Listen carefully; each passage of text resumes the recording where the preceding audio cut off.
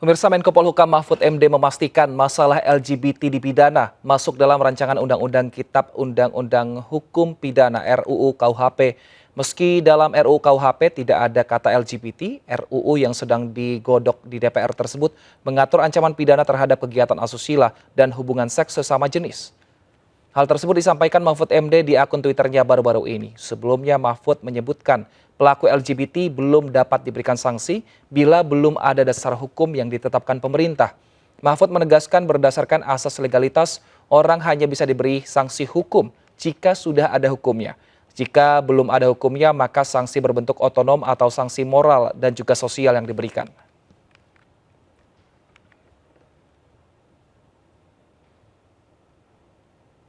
Lantas seperti apa pembahasan pidana untuk kelompok LGBT di dalam RKUHP sejauh ini? Kita akan membahasnya bersama dengan Arsul Sani, anggota Komisi 3 DPR RI. Selamat sore Pak Arsul.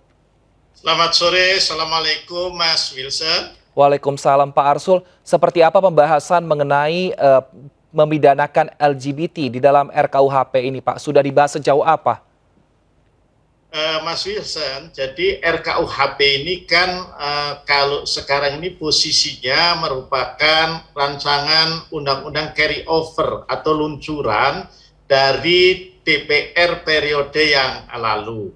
Nah, pada periode yang lalu itu DPR dan pemerintah sudah menyepakati sebetulnya RKUHP itu sampai pada level pembahasan tingkat pertama, tinggal disahkan saja di rapat paripurna DPR RI, ya, itu posisinya seperti itu.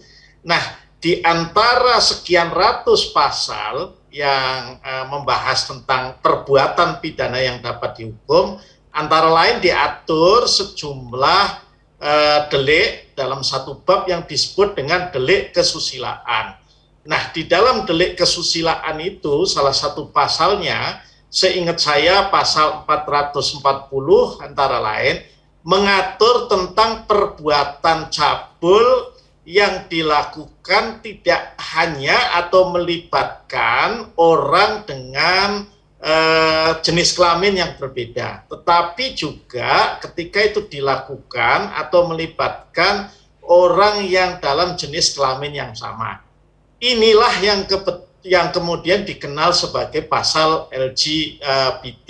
Nah, yang ingin saya tegaskan Mas Wilson bahwa yang dihukum itu secara pidana ya itu bukan status orang sebagai L, sebagai G, ya sebagai B atau sebagai T, tetapi yang dihukum adalah perbuatan cabulnya, perbuatan asusilanya, ya, dalam kondisi-kondisi tertentu, ya.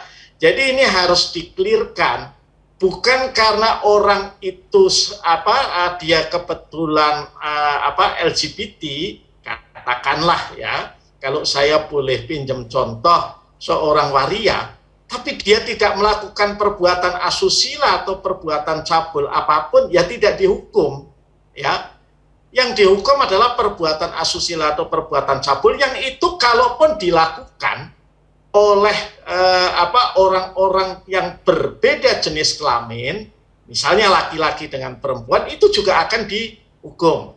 Jadi ini harus buat clear pemahamannya, ya. Karena kalau tidak dibuat clear, ya, yang timbul kesan adalah bahwa kalau orang itu berstatus LGBT itu kemudian dihukum, maka ya kemudian menimbulkan diskriminasi kesannya RKUHP kita itu. Ya. Begitu Mas Wilson. Baik. Jika ternyata seperti itu Pak, yang disangsi adalah tindakannya bukan orangnya. Tapi bagaimana kemudian hal ini terus disosialisasikan oleh pemerintah dan juga DPR agar orang-orang yang memiliki identitas sebagai LGBT ini tidak dipersekusi Pak di masyarakat nanti? Ya tentu itu adalah ikhtiar kita bersama, bahwa di dalam hukum pidana itu yang dihukum itu perbuatan, bukan orang, ya. Ya, artinya orang dihukum karena perbuatannya, bukan karena yang lain-lainnya, ya. Itu yang harus dipahami. Ini menjadi kewajiban kita.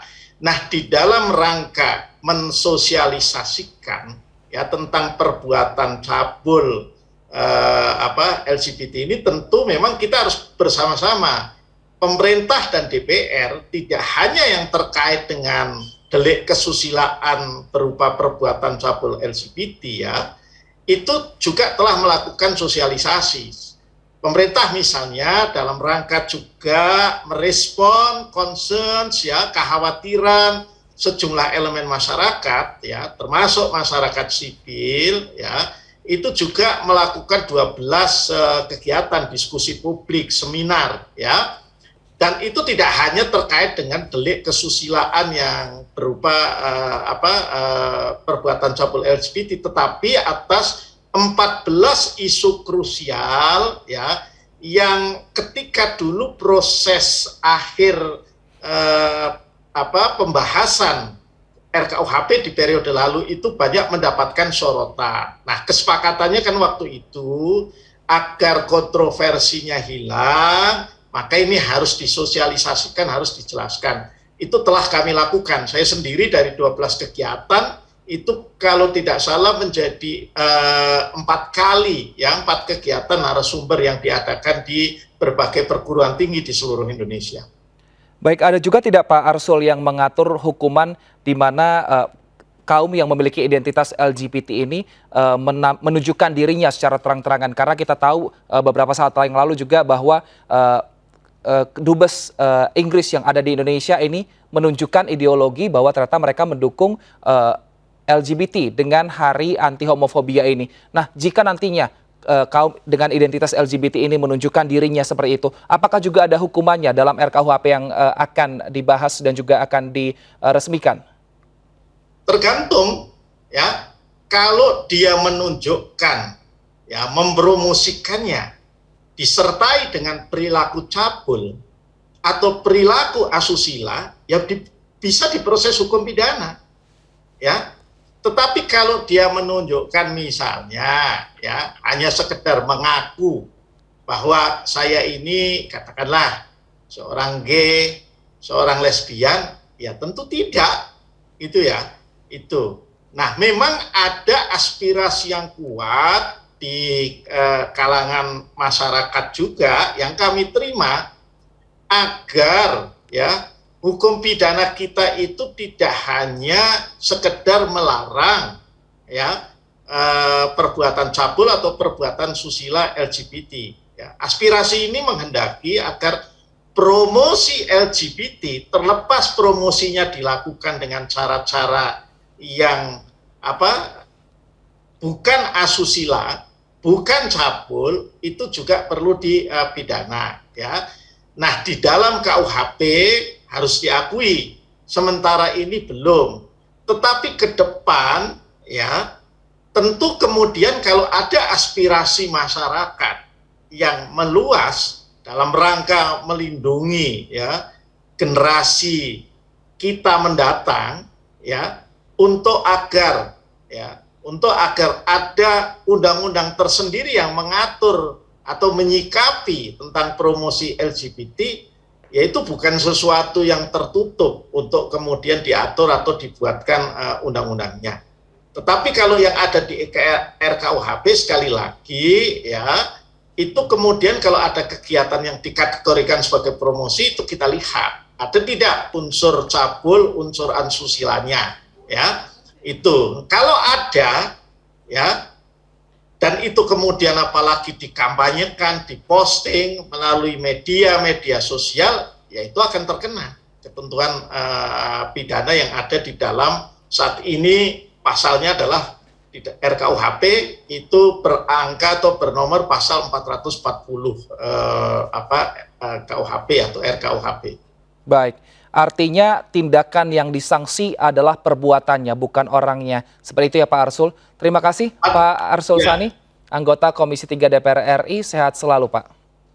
Terima kasih Mas Yusron. Ya, selamat sore. Pemirsa, usai jeda kami akan hadir dengan informasi menarik lainnya. Tetaplah bersama kami.